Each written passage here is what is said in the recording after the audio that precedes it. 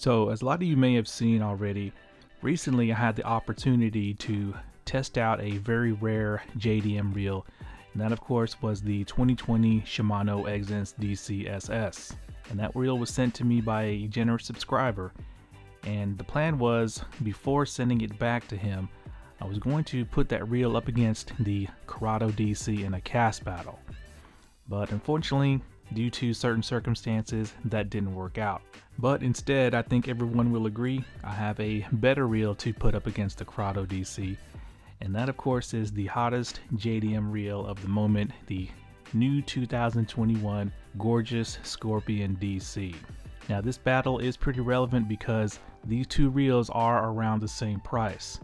Now if I went to Bass Pro Shops and bought a Curado DC, including sales tax, I'll probably be looking at about $275 out the door, while at Digitaca, the Scorpion DC is, I believe, right at around $264 to $265, with free shipping of course. So these two reels are priced very close to each other. But we're not worried about price, we're worried about which reel will cast the farthest. And with that, let's go over the parameters of this battle. Now as you can see, both reels have already been pre-spooled with this Hercules braid. It's 40 pound and it's supposed to be 8 strand. And I got the perfect lure to cast, and that is a hollow body topwater frog. And this is the, I believe, Booyah Pad Crasher. And I've trimmed off most of the legs like most people do. And this frog weighs right at 14 grams, or right at 1/2 of an ounce with the legs trimmed. Now frogging in America is probably done 95% of the time with braid, and heavier braid than what I'm using. Usually guys are running at least 50 to even 65 pound braid while frogging, especially in thick and heavy mats. Now this frog is available pretty much at any Walmart, at least the Walmarts in my area. Now the botched battle between the Curado and the Exsence DC was actually out on the water, and I was using a line counter to determine the winner. But this time around, we're going out to the casting field and we're going to get exact, precise measurements using my measuring wheel. Now this is going to be the first ever battle for the new 2021 Scorpion, but I believe for the Curado it's going to be its 4th battle, as it's had 3 battles before, and it has a record of 2 wins and 1 loss. And that 1 loss was to this reel right here, the old 2017 Scorpion DC. Now while the Scorpion DC did win that battle, it was only by like a 2-foot average. So it wasn't a total beatdown by the Scorpion DC on the Curado. Now when I did the cast comparison between the old and the new Scorpion, they cast very, very similar. In fact, I really couldn't tell the difference between the two. So this is going to be a very interesting battle. Now I will say this, going into this battle, the Scorpion DC is going to have all the advantages over the Curado, and that's because it's got the IDC5 brake system that has 15 total adjustments, while the Curado of course is limited to only 4 adjustments. So I should be able to fine tune the Scorpion DC a lot more than the Curado. And also of course the Scorpion is packing that new MGL spool that is significantly lighter than the spool in the Curado. But I will say this is the first time I'm casting either reel with braid. I usually do the test with mono because I can buy mono in bulk for really, really cheap. So who knows what may happen. But with that being said, I fully expect the new Scorpion DC to dominate this Curado. So the question isn't whether the Scorpion DC will win, the question is just by how much. So I will see you guys out on the field.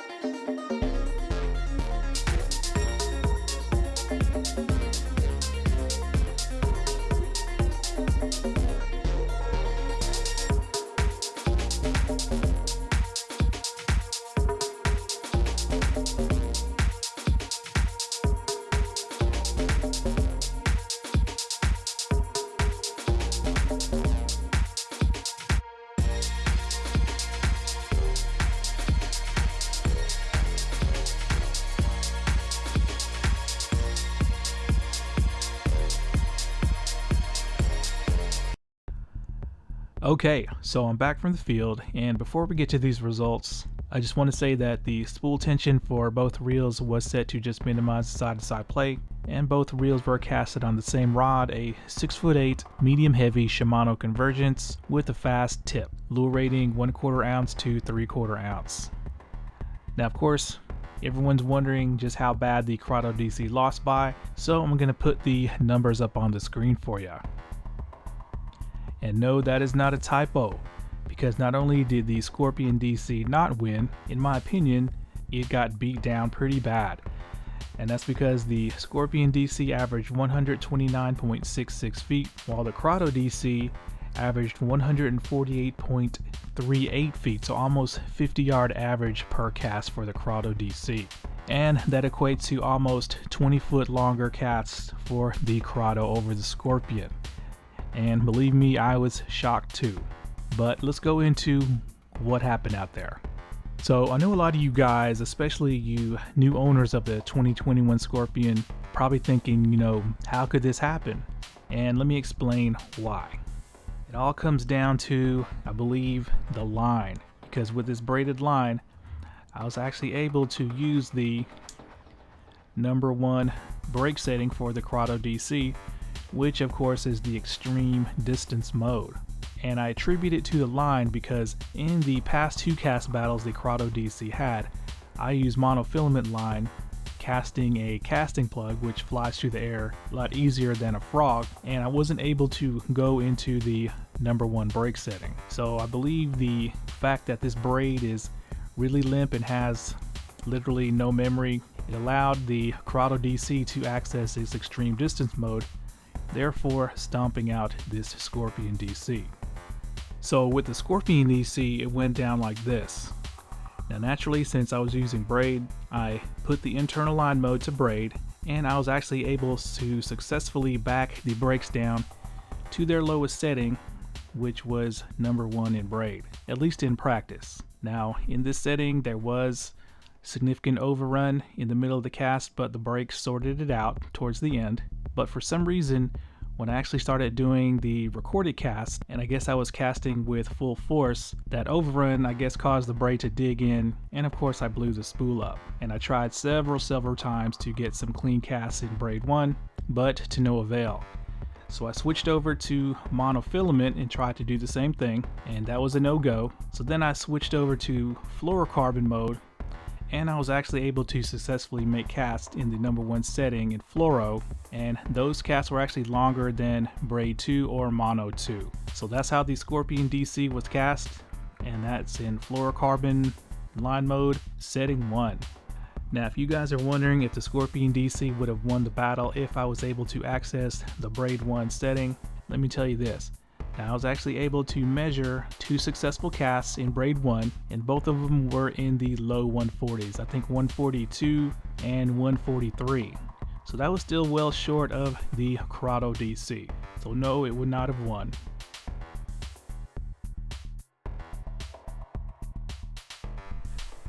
So now let's talk about Exsence DC SS. Now I'm gonna put up some numbers on the screen for you guys. And these numbers were the results of the failed Exsence DC versus Curado DC on the water cast battle using a line counter. Now, I was actually able to successfully complete about 7 casts with the Exsence SS, but unfortunately the frog broke off when I started casting the Curado and I didn't have a spare, and I had to return the reel to the subscriber the next day. Now you can see that those numbers are far short of the Curado DC. And I was using a line counter, so you could probably subtract at least 5 foot off those numbers. So for all you guys who thought that my assessment of the Exsence DC SS was off, well, this proves you wrong.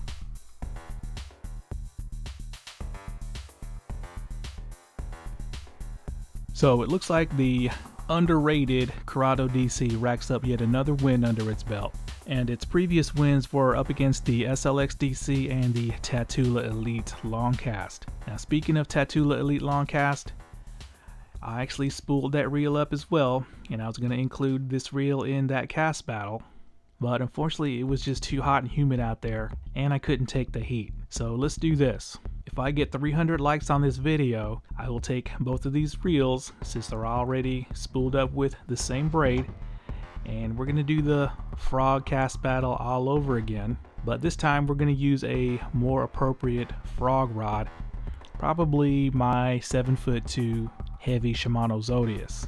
And who knows, maybe with braid, the TATULA Elite Longcast, we'll be able to take a win.